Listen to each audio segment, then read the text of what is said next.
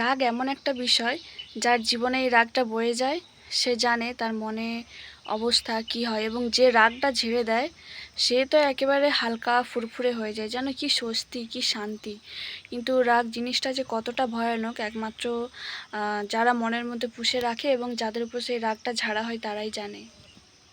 যখন আমাদের রাগ হয় কোনো কিছু বিষয়ে, মাথা গরম হয়ে যায়, মাথা কাজ করে না, তখন আমরা অনেক সময় ভাঙচুর করি, চিৎকার চেঁচামেচি করি, নিজেকে রিলিভ করার চেষ্টা করি। আর অনেক সময় কি হয় যে সামনে যদি কোনো মানুষ থাকে তার উপর সম্পূর্ণ রাগটা ছেড়ে দিই, কিন্তু কখনো আমরা ভাবি না যে আমি যে মানুষটার উপর রাগটা ঝাড়ছি তার আসলে কতটা ক্ষতি হবে মানসিক দিক থেকে, বা তার সঙ্গে আমার যে সম্পর্কটা আছে সেটা আদৌ কতটা ভালো থাকবে, সেটা কিন্তু মানুষ কখনো ভেবে দেখে না। আর বেশিরভাগ সম্পর্ক কিন্তু নষ্ট হয় রাগের কারণে।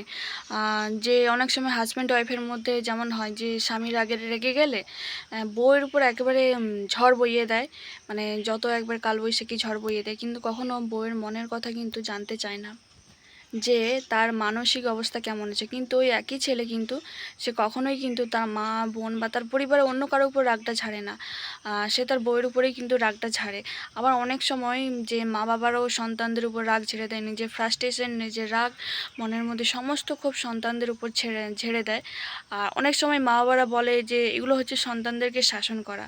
অ্যাকচুয়ালি অনেক সময় নিজেদের রাগকে সন্তানদের উপর ঝেড়ে দেয় আর শাসনের নাম করে চালিয়ে দেয়। তো এমনকি বন্ধুত্বের সম্পর্কেও এরকম রাগের বিষয়টা চলে যে রাগ ঝেড়ে দেয়। আর মোদ্দা কথা হচ্ছে মানুষ যখন রেগে যায় সে সবসময় চেষ্টা করে নিজেকে হালকা করার জন্য, নিজেকে স্বস্তি পাওয়ার জন্য, কিন্তু যেই বিষয়গুলোর উপর নিজের রাগটাকে উগরে দিয়ে নিজেকে স্বস্তি করে কখনো ভেবে দেখে না যে সেই বিষয়গুলোর উপর কি হয়। হতে পারে একটা কাঁচের গ্লাসকে যদি আমি ছুঁড়ে ফেলে দিই, সেই গ্লাসটা আদৌ কি আস্ত থাকবে নাকি ভেঙে যাবে।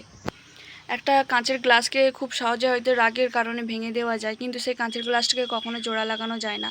ঠিক তেমনি রাগের কারণেই যত সম্পর্কগুলো নষ্ট হয়েছে, কিন্তু কখনোই সেই সম্পর্কগুলো আর আগের মতন অবস্থায় থাকে না। আর রাগের অবস্থাতেই মানুষ অনেক সময় অনেক সত্যি কথা, অপ্রিয় কথা বলে থাকে, যেটা হয়তো সেই স্বাভাবিক অবস্থায় বলতে পারে না, কিন্তু তার রাগের অবস্থাতেই বলে ফেলে। তো যারা রাগ করেন অবশ্যই আমি তাদেরকে অনুরোধ করব, রাগ প্রত্যেকটা মানুষেরই মধ্যে আছে, আমারও মধ্যে আছে, কিন্তু নিজেদের রাগটাকে কন্ট্রোল করতে শিখুন। প্রয়োজনে সেই জায়গা থেকে সরে আসুন, সেই মানুষগুলো থেকে সরে আসুন যাদের থেকে আপনার রাগ হয়েছে। সাময়িকভাবে সরে এসে নিজেকে শান্ত মস্তিষ্কে রাখুন, এবং যতটা নিজেকে ঠান্ডা করা যায় ঠান্ডা করবেন দূরে থেকে। কিন্তু কখনো নিজের রাগ অন্যের উপর ঝাড়বেন না। হয়তো আপনি হালকা হয়ে যাবেন, কিন্তু অপরদিকে যার উপর ঝাড়ছেন সে কিন্তু শেষ হয়ে যাবে। তাই যারা রাগ করেন অবশ্যই আমার কথাটি একটু মনে রাখবেন, কেননা আমি শুধুমাত্র এটা নিজের জন্য বলছি না, কিন্তু প্রত্যেকটা মানুষের উদ্দেশ্যেই আমার এই কথাটা বলা। আর আমার ভিডিও যদি আপনাদের ভালো লেগে থাকে তাহলে অবশ্যই আমার চ্যানেলটি সাবস্ক্রাইব করবেন, যাতে এইভাবে নিত্য নতুন সতর্কতামূলক ভিডিও পেতে পারেন।